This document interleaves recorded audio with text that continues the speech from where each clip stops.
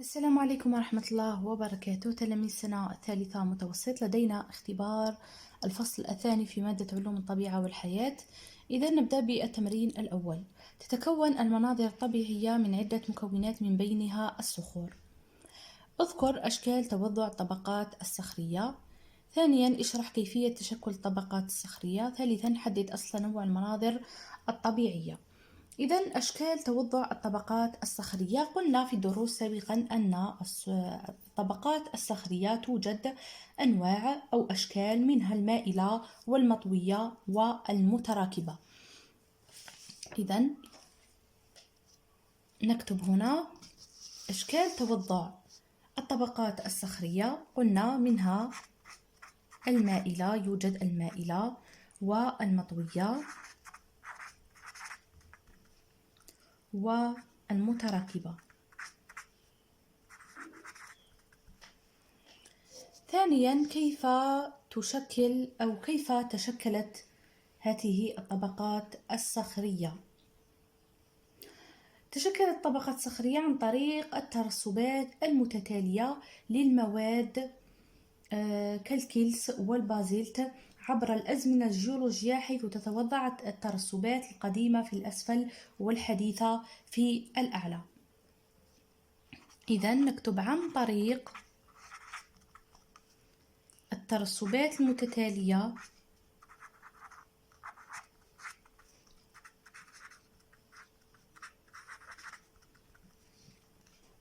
للمواد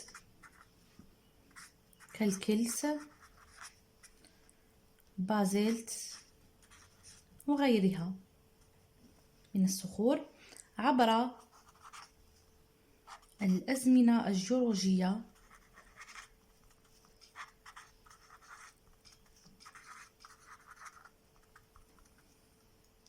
حيث تتوضع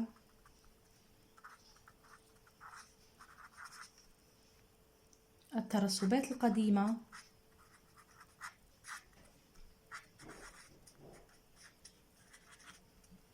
في الأسفل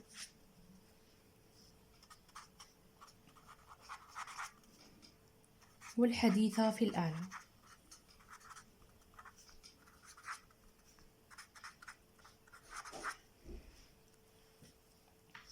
سؤال ثالث قال لك: ما أصل تنوع المناظر الطبيعية؟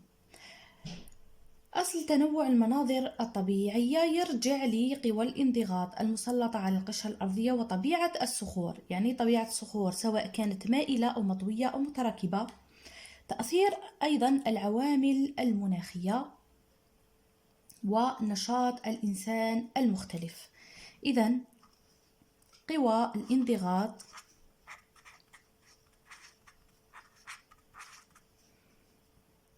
المسلطة على القشرة الأرضية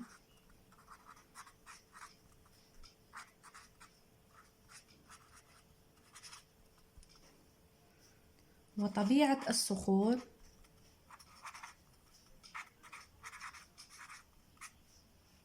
يعني الصخور سواء كانت مائلة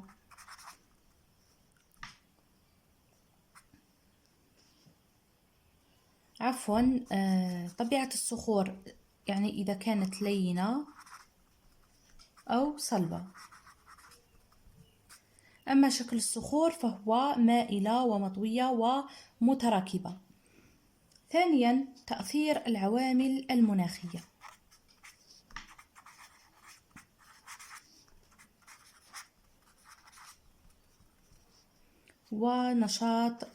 ونشاطات الإنسان المختلفة كالعمران والزراعة. نذهب الآن للسؤال أو التمرين الثاني. تتغير المناظر الطبيعية بفعل عوامل عديدة من بينها العوامل المناخية، حيث تؤثر على صخور المناظر الطبيعية بعدة أشكال.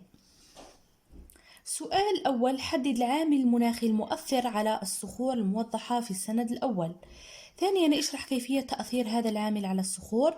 ثالثا سمي المراحل ألف باء جيم مع الشرح من السند رقم 2. إذن كما تلاحظون هنا العامل المناخي المؤثر على الصخور الموضحة في السند رقم 1. كما تلاحظون هناك نلاحظ تشققات على الصخور، وجود تشققات. إذن دخول المياه عبر هذه التشققات، أو أولا يعني تأثير درجة الحرارة هو الأول. عند ارتفاع درجة الحرارة نهارا يحدث تمدد لهذه الصخور، وعند أو في الليل عند انخفاض درجة الحرارة تنكمش هذه الصخور فيحدث لها تشقق وانكسار بفعل التمدد والانكماش. وبعد انشقاق هذه الصخور تدخل مياه الأمطار عبر هذه الشقوق، وعند انخفاض درجة الحرارة يتجمد الماء داخل هذه الشقوق، ونحن نعلم أن الماء عند تجمده يزداد حجمه فيحدث توسع لهذه الشقوق. إذن العامل المناخي هو المياه ودرجة الحرارة، وقد شرحتهما كيف يحدث التأثير بالتفصيل. إذن التمرين الثاني، إذن نكتب درجة الحرارة. العامل المناخي المؤثر هي درجة الحرارة، وتأثيرها يكون مباشر وغير مباشر. إذن ثانيا كيفية تأثير هذا العامل، كيفية تأثير هذا العامل. إذن قلنا مباشر، يعني تأثير درجة الحرارة بصفة مباشرة كما شرحتها منذ قليل. إذن حيث أن ارتفاع درجة الحرارة يؤدي إلى تمدد، وانخفاض درجة الحرارة يؤدي إلى انكماشها، يؤدي ذلك إلى انكسار والتشقق. أما الغير المباشر فيتخلل الماء الشقوق الموجودة في الصخور ثم يتجمد بفعل انخفاض درجة الحرارة، مما يؤدي إلى تشقق الصخور وانكسارها. إذن مباشرة قلنا حيث أن ارتفاع درجة الحرارة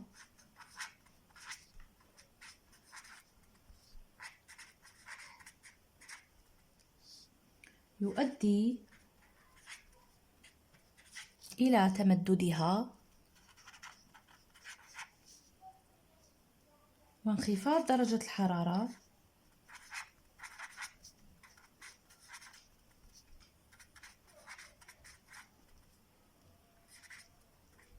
يؤدي إلى انكماشها.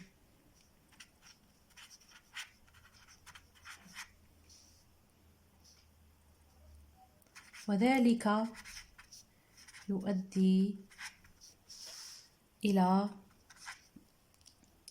انكسارها وتشققها. أما الغير المباشر بواسطة الماء أو دخول الماء عبر هذه الشقوق، غير مباشر يتخلل الماء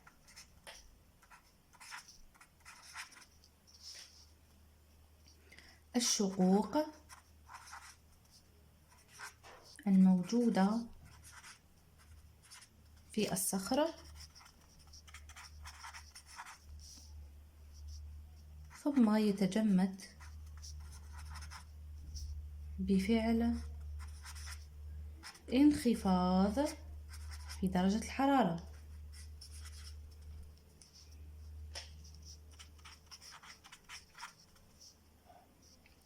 مما يؤدي أيضا إلى انكسارها وتشققها.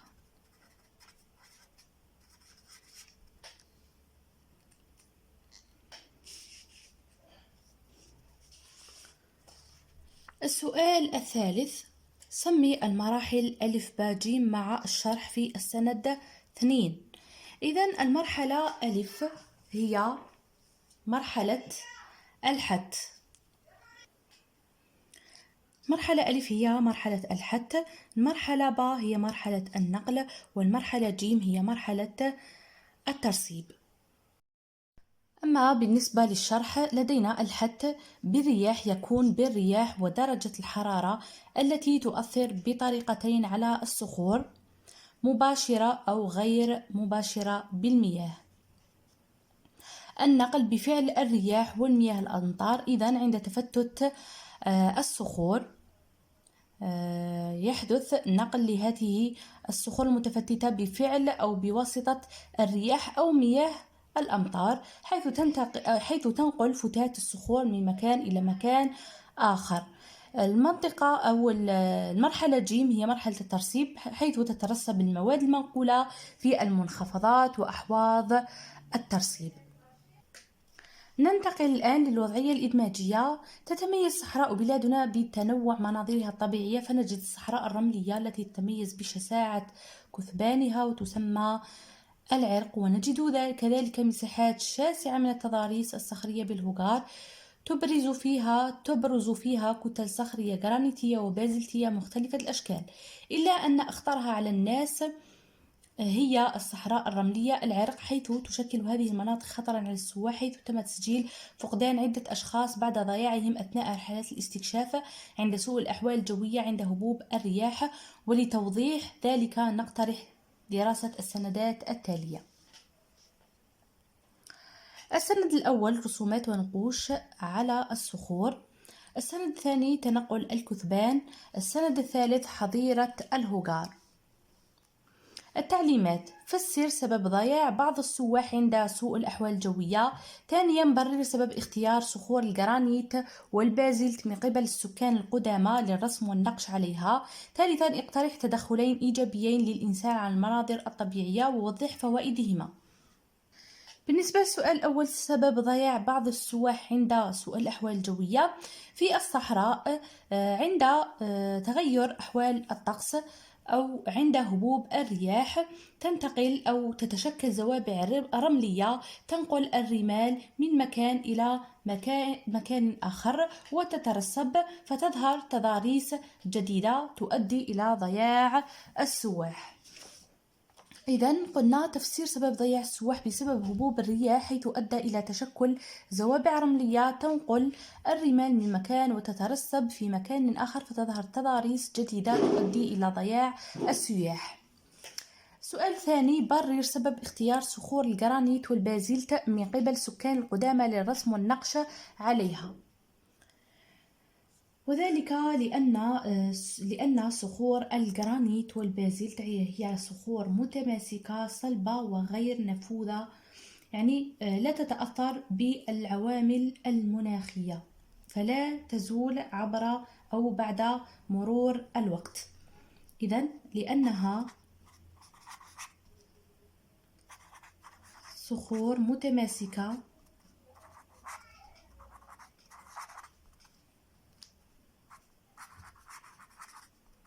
صلبة غير نفوذة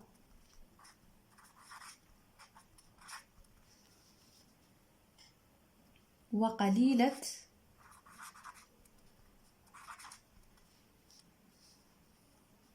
التأثر بالعوامل المناخية.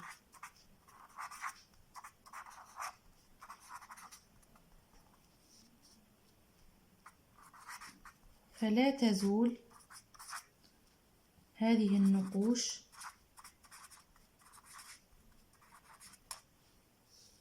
وتدوم لمدة طويلة.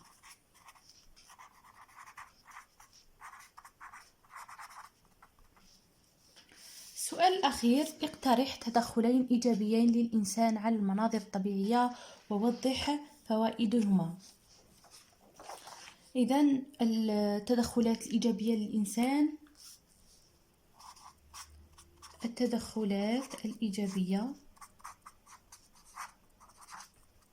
للإنسان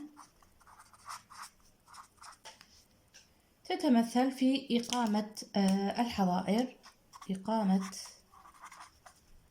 الحظائر والمحميات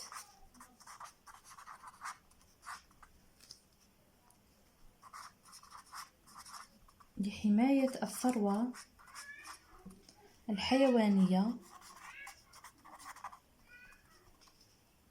والغابية.